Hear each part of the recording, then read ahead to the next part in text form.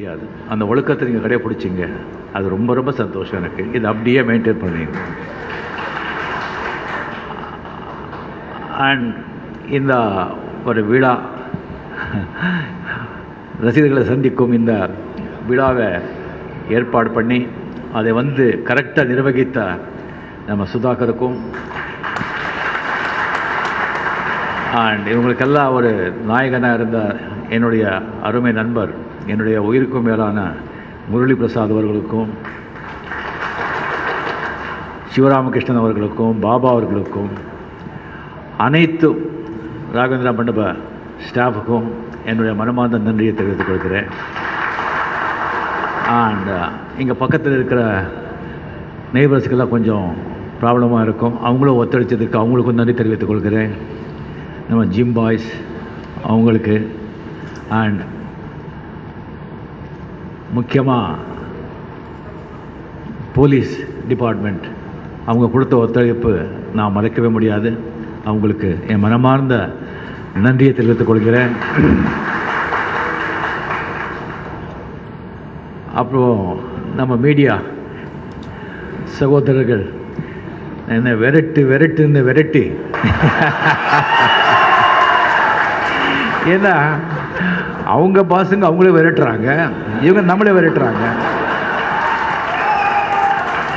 நான் சென்னையெல்லாம் சுற்றி இதாகிட்டு அவங்களை எப்படியாவது இது பண்ணணும்னு சொல்லிட்டு. பட் என்ன பண்ணுறது, ஒன்றும் இல்லை, ஒரு 4-5 வார்த்தை நான் பேசினாலே அது ஒரு பெரிய சர்ச்சையாகுது, வாத விவாதம் ஆகுது. இன்னும் மறுபடியும் பேசிட்டு இருந்தால் மறுபடியும் சர்ச்சை ஆகிட்டே இருக்கும்.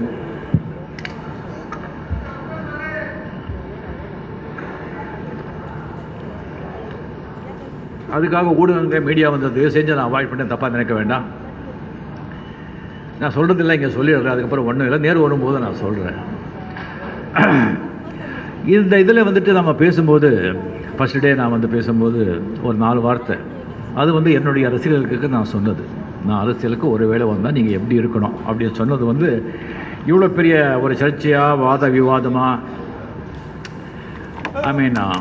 ஒரு ஒரு ரூபத்தை எடுக்கணும்னு சொல்லி நான் எதிர்பார்க்கல. வாத விவாதங்கள் இருக்கலாம், எதிர்ப்பு ஆதரவு எல்லாமே இருக்கலாம். எதிர்ப்பு இல்லாமல் உளரவே முடியாது.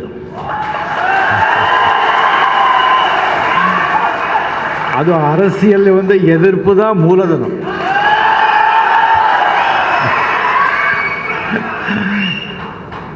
வாத விவாதம் இருக்கலாம், ஆனால் சில சோஷியல் மீடியாவில், ட்விட்டரில், ஃபேஸ்புக்கில் சில பேர் எழுதும்போது சில திட்டி கஷ்டமாக எழுதும்போது எனக்கு கஷ்டமாக இல்லை.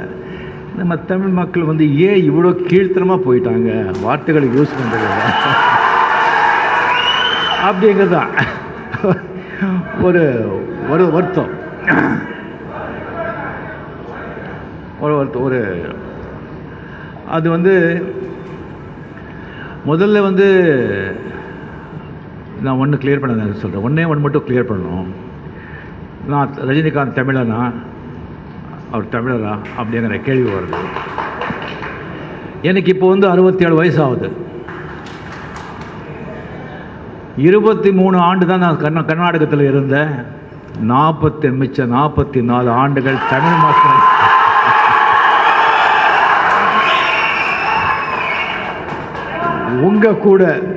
உங்கள் கூடவே வளர்ந்த கர்நாடகத்திலேருந்து ஒரு மராட்டியானவோ ஒரு கன்னடக்காரனவோ நான் இங்கே வந்திருந்தால் கூட நீங்கள் என்னை ஆதரித்து அன்பு கொடுத்து பேரும் புகழும் பணம் எல்லாத்தையும் அள்ளி கொடுத்து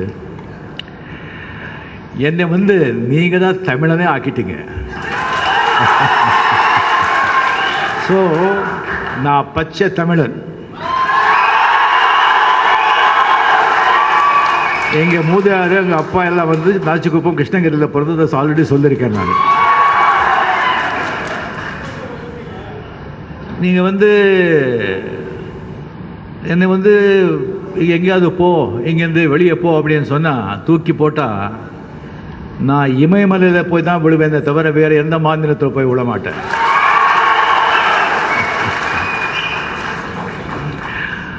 ஏன்னா தமிழ் மக்கள், நல்ல உள்ளங்கள் இருக்கிற பூமியில் இருந்தால் இங்கே இருக்கணும், இல்லைன்னா சித்தர்கள் இருக்கிற இமாலயாவில் அங்கே இருக்கணும்.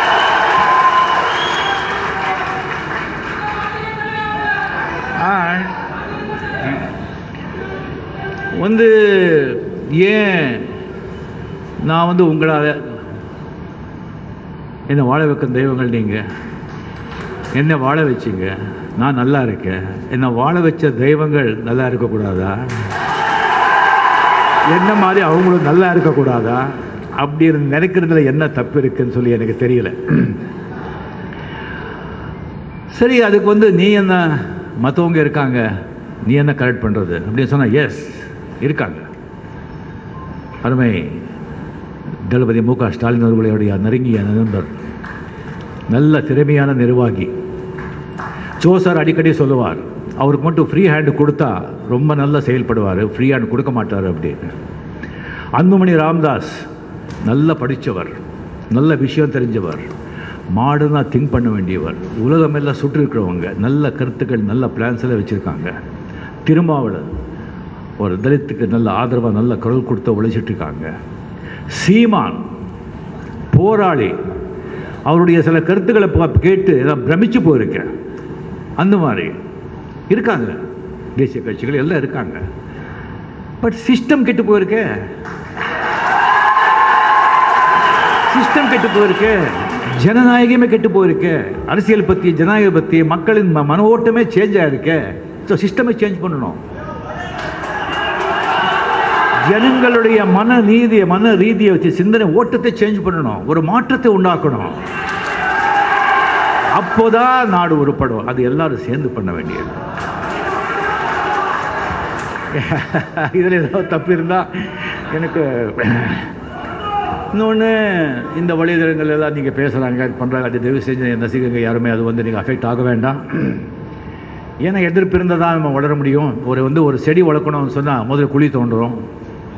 குழி தோண்டி உரம் மண் கலந்துட்டு விதையை அதில் போட்டு குழியில் போட்டு மண்ணை போட்டு மூடிடுறோம். மூடிவிட்டு விட மாட்டோம், நல்லா அழுத்தி அமுக்குறோம். ஏன்னா அது வளரணுங்கிறதுக்காக. ஸோ எங்கள் அவதூறுகள், திட்டுகள், நிந்தனைகள் இதெல்லாம் வந்துட்டு உரம் மாதிரி, மண் மாதிரி, அது அவங்க நெருங்கிய போடதான் அந்த செடியை எல்லாம் இன்னும் வெளியே வரும், இன்னும் நல்லா வெளியே வரும். அவங்க நமக்கு ஹெல்ப் பண்ணிட்டு இருக்காங்கன்னு தான் அவங்களுக்கு தெரிய மாட்டேங்குது சில பேருக்கு. ஒரு வாட்டி புத்தர் வந்துட்டு அப்படியே ஒரு பயணம் போயிட்டு இருந்தாங்க அவங்க சிஷ்யங்களோட. அப்போ வந்து ஒரு 7-8 பேர் வந்து வழிமறுத்து கண்ணா பின்னா திட்டுறாரு. அப்படி திட்டுறாரு. புத்தர் வந்து சைலண்டாக நிற்கிறாரு, ஒன்றும் பேச சிரிச்சுட்டே இருக்காரு. அவங்க சீடுக்க பேசக்கூடாது, எனக்கு குருவேஷமாக இருக்காரு. அவங்க திட்டு கொட்டிட்டு போன பிறகு அவங்க கேட்டாங்க, என்ன குரு அவ்வளோ திட்டுறாங்களே, நீங்கள் சைலண்ட்டாக ஒன்றுமே பேசாமல் இருக்கீங்களே அப்படி சொல்லும்போது, அவங்க திட்டிட்டு கொட்டிட்டு போயிட்டாங்க. அது நான் எடுத்துக்கலையே, அதான் அவங்களே கொண்டு போயிட்டாங்க. ஸோ வந்து பழைய காலத்தில் வந்து எப்படின்னா ராஜாக்கள் கிட்டே வந்துட்டு சைன்ய பலம், படைபலம் இருக்கும், லட்சக்கணக்கில் இருக்காது. அவங்க ஒரு 10,000 5,000 எவ்வளோ மெயின்டைன் பண்ண முடியுமோ அவ்வளோதான் இருக்கும். ஆனால் போர்னு வரும்போது எல்லா ஆண் மக்களும் சேர்ந்து வந்து போரிடுவாங்க. அது வரைக்கும் அந்த ஆண் மக்கள் எல்லாமே, பிரஜைகள் எல்லாமே அவங்கவுங்க வேலையை, அவங்கவுங்க கடமையை அவங்க செஞ்சுட்டே இருப்பாங்க. அப்போ எல்லாம் உழைச்சி திசைங் பண்ணுறதுனால உடம்பெல்லாம் அப்படி இருக்கும். வீர விளையாட்டுகளை வச்சதே வந்து அவங்களையும் வீரர்கள், யோதர்களை ஆக்கிறதுக்கு தான். ஜல்லிக்கட்டு, இந்த கம்பு சண்டை, இந்த கபடி, இந்த குஸ்தி எல்லாமே அவங்களும் வந்து பலமாக இருக்கணுங்கிறதுக்காக. ஸோ அவங்க கடமை செஞ்சுட்டே இருப்பாங்க.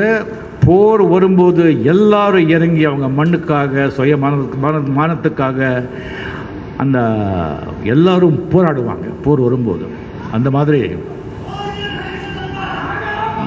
எனக்கும் கடமைகள் இருக்குது, தொழில் இருக்குது, வேலை இருக்குது.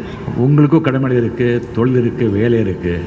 உங்கள் ஊருக்கு போங்க, உங்கள் கடமைகளை செய்யுங்க, உங்கள் தொழில் நீங்கள் பார்த்துக்கங்க. போர் வரும்போது பார்த்துப்போம், ஆண்டவன் இருப்பாங்க. நன்றி.